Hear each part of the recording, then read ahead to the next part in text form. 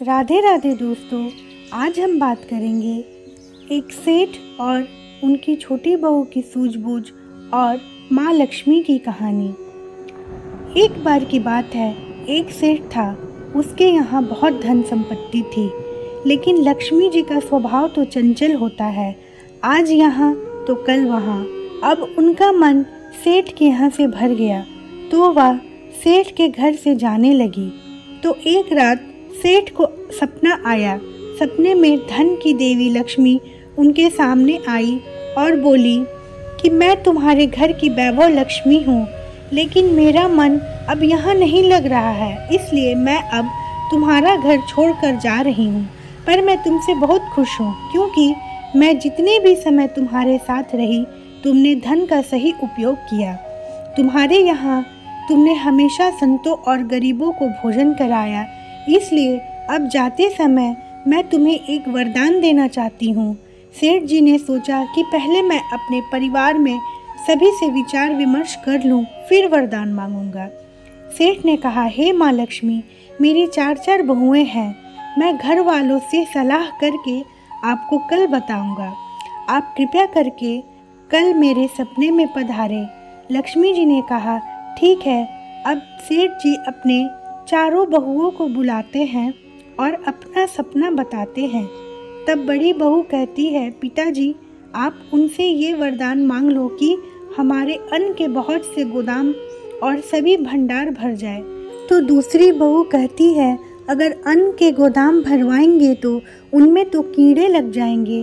आप तो ऐसा करो पिताजी, हमारे चांदी से तिजोरियाँ भरवा लो। इतने में तीसरी बहू कहती है, पिताजी, आप तो ऐसा करो कि हम चारों के लिए धन से भरे 4 महल मांग लो। यह सब सुनकर सबसे छोटी बहू सोच में पड़ जाती है और बोलती है, पिताजी, अगर लक्ष्मी जी को जाना है तो वह जाएंगी ही, और अगर लक्ष्मी जी चली गई तो धन संपत्ति भी हमारे यहाँ रहने वाली नहीं है, और अगर टिक भी गया तो हमारी आने वाली पीढ़ी अहंकारी और आलसी हो जाएगी। तो आप उनसे ये सब चीज़ें मत ही मांगना। आप तो उनसे कहना कि हमें ये वरदान दे कि हमारे घर सज्जनों की सेवा हो, हरि कथा होती रहे और हमारे आपस में प्रेम बना रहे, क्योंकि प्रेम रहेगा तो हम किसी भी कष्ट को मिलकर काट लेंगे। सेठ जी को भी उसी बहू की बात सबसे अच्छी लगी।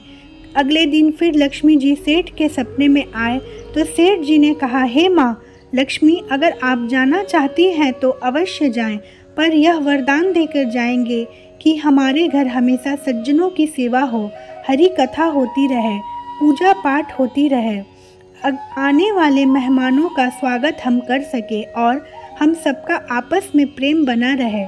यह सब सुनकर लक्ष्मी जी कहती है, जिस घर में हरि कथा होगी, पूजा का पाठ होगा, परस्पर प्रेम रहेगा, अतिथि सत्कार होगा, वहाँ तो साक्षात नारायण का वास होता है।